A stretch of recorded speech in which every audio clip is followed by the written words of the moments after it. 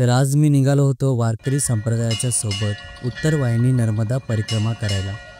हे भाग्य मला मांडे महाराजांमुळे लाभले। तर ते काय म्हणतात आपण आता पाहूया। रामकृष्ण रवींद्र महाराज मांडे आपल्या श्री सद्गुरू जोग महाराज सेवा संस्थावर आपुले आयोजित उत्तर वाहिनी नर्मदा परिक्रमा ही आपण आयोजित केलेली आहे। चैत्र महिन्यामध्ये ही उत्तर वाहिनी नर्मदा परिक्रमा केली जाते। या उत्तर वाहिनी नर्मदा परिक्रमेचं महत्त्व असं आहे की केवळ चैत्र महिन्यामध्ये केली जाते। 21 किलोमीटरची ही परिक्रमा आहे आणि या महिन्यामध्ये ही परिक्रमा जर केली तर पूर्ण नर्मदा परिक्रमा केल्याचं बरं या ठिकाणी प्राप्त होतं। म्हणून अशा प्रकारची जी लोक नोकरी धंद्याला आहे, व्यावसायिक अशा प्रकारचे त्यांना ची पूर्ण परिक्रमा करायला मिळत का, त्याच्यामुळे ही एक दिवसीय उत्तर वाहिनी नर्मदा परिक्रमा या ठिकाणी केली जाते आणि पूर्ण नर्मदा परिक्रमा केल्याचं बरं या ठिकाणी प्राप्त करून घेतलं जातं। नर्मदा मैयाची परिक्रमा ही सुरुवातीला मार्कंडेय ऋषींनी सुरू केलेली होती आणि भगवान शंकराच्या घामापासून ही नर्मदा मैया तयार झाली असून तिचे विशेष अशा प्रकारचं महत्त्व आहे। बाकीच्या नद्या आहेत परंतु अशा सगळ्याच नद्याच्या पूर्ण परिक्रमा केल्या जात नाही। एकमेव अशा प्रकारची ही नर्मदा नदी आहे की जिची पूर्ण अशा प्रकारची परिक्रमा केली जाते आणि ही गुजरात येथे तिलकवाडा इथे रामपुरा तिलकवाडा इतर उत्तर दिशेला या ठिकाणी वाहते म्हणून तिला उत्तर वाहिनी म्हटले जाते।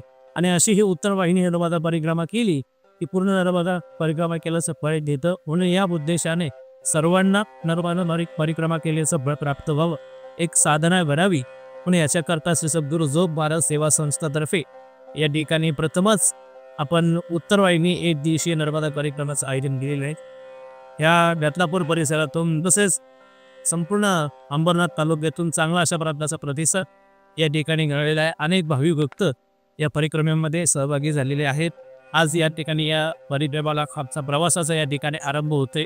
उद्या आम्ही या ठिकाणी पोहोचणार आणि परवा नर्मदा परिक्रमेला या ठिकाणी सुरुवात करणार आहोत। आपल्या सर्वांचे आशीर्वाद या ठिकाणी आमच्या पाठीशी आहेत आणि अशा प्रकारची नर्मदा परिक्रमा भगवान पंढरीस पांडुरंग परमात्म्याच्या नर्मदा मैयाच्या कृपेने पूर्ण होईल अशी मी या ठिकाणी आशा व्यक्त करतो। रामकृष्ण।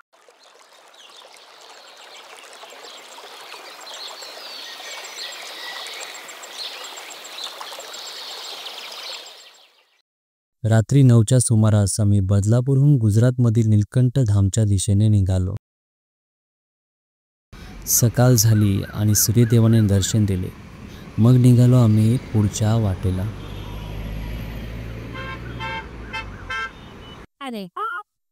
नर्मदा परिक्रमाचा दिवस पहिला आज आपण नीलकंठ धाम मध्ये आहोत आणि सोबत माझ्या टाकी आणि आई आहे। लिटरली ऑसम आपल्याला मंदिर इथे पाहायला मिळतं। मी पाहू शकता एकदम छान असं मस्त वाटतं हा मंदिर बघायला।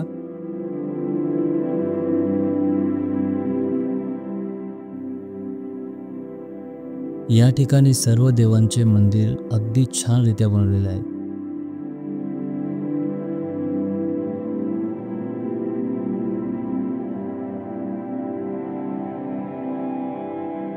नीलकंठ सरोवर नावाचं आपल्याला इथे पाहायला मिळतंय।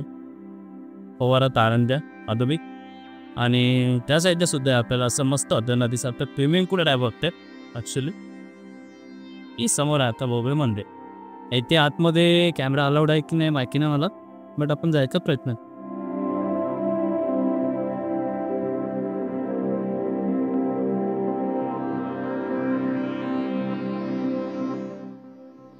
मंदिराच्या आतमध्ये छान वर्क केलेले पाहायला मिळते।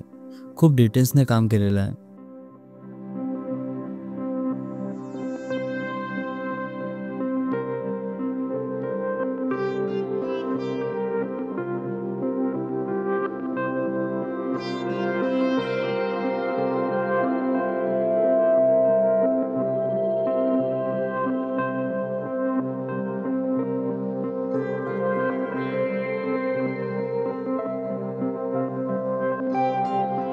नीलकंठ धाम मध्ये आपल्याला श्रीकृष्णांच्या आणि राधेची आपल्याला अप्रतिम अशी मूर्ती पाहायला मिळते। पाठीमध्ये मी तुम्हाला दाखवतो, हे बघा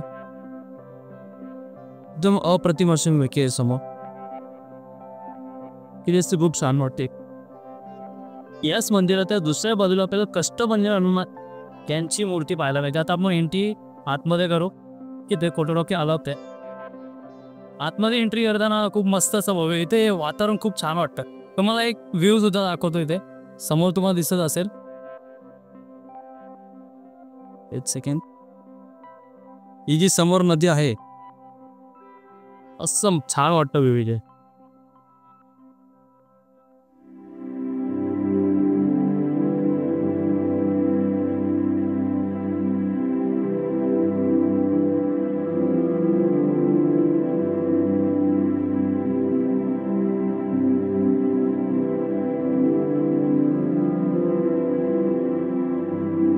मंदिराचे आर्किटेक्चर रिअली खूप छान वाटतं.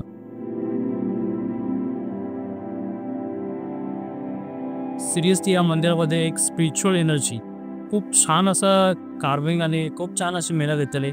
ते वरती बघू शकता एकदम सिनेमॅटिक आता आपल्याला समोर देखील पाहायला मिळतो. आणि ही जी मूर्ती आहे ती सिरियसली खूप छान आहे. हे बघा कसं पण मी ना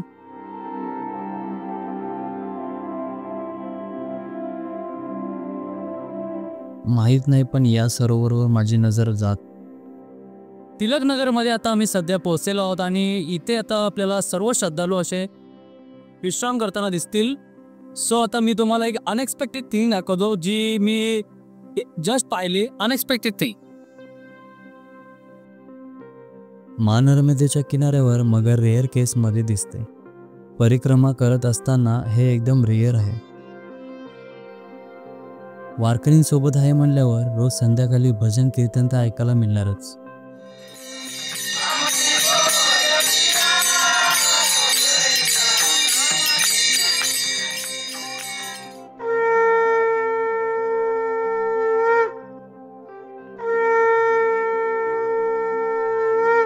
थोड्या वेळाने शंखनाद होऊन नर्मदा मैयाची आरती चालू होते.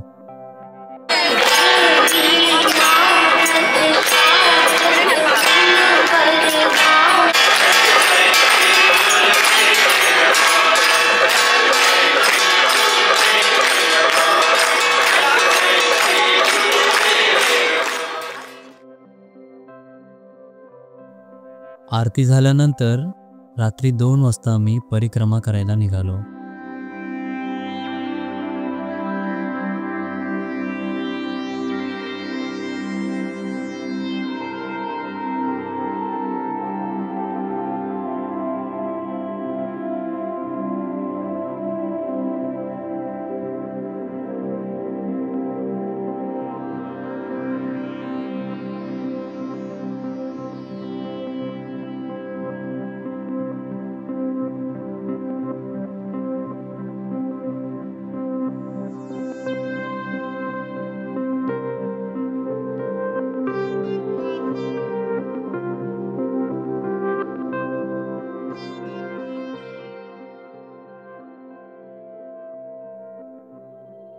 रात्री 2च्या सुमारास परिक्रमा करत असताना अंधारामुळे व्हिडिओ करणं इम्पॉसिबल होतं, कारण नॉईज वगैरे आपल्याला व्हिडिओमध्ये येत होतं.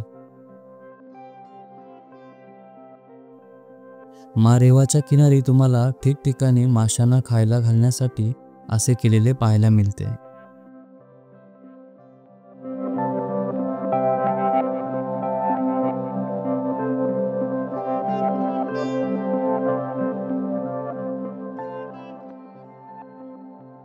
जवळपास 5 वाजेच्या सुमारास आम्ही अर्धी परिक्रमा पूर्ण करून होडीमध्ये बसून दुसऱ्या साईडला गेलो.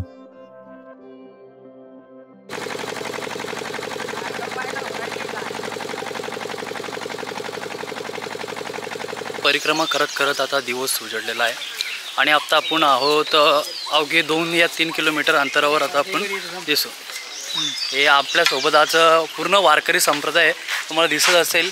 पुढे पण आहेत आणि आमच्यासोबत माझे बाबा आहेत. बाबा तुम्हाला पुढे व्हिडिओमध्ये भरपूर काही गोष्टी सांगणार आहेत, त्यांचा अनुभव वारकरी यांचा. आणि हे सुद्धा आमचे बाबा. परिक्रमा करताना तुमच्यासोबत काठी असणे गरजेचंच आहे. आणि कारण तुम्हाला सांगतो, कुत्रा वगैरे तो तुमच्या मागे लागला किंवा कुत्रा वगैरे मागे येत असेल, भांडण करून तुमच्यावर अंगावर धावत असेल, तर ते काठीने आपण प्रोटेक्शन करू शकतो.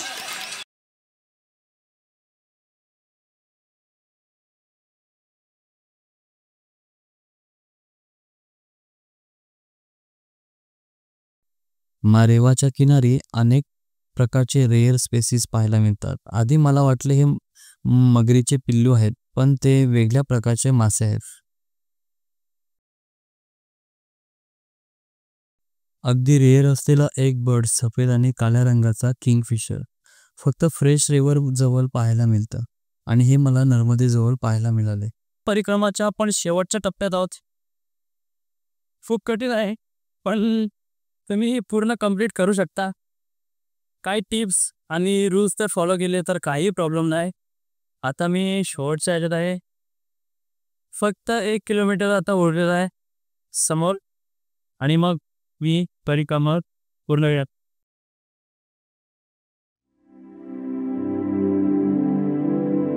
परिक्रमा पूर्ण केल्यानंतर पायांना त्रास तर नाही झाला, पण मनाला एक आत्मविश्वास नक्कीच मिळाला. व्हिडिओला आता आपण इथेच एंड करूया. अशाच नवीन व्हिडिओसाठी चॅनल नक्की सबस्क्राईब करा.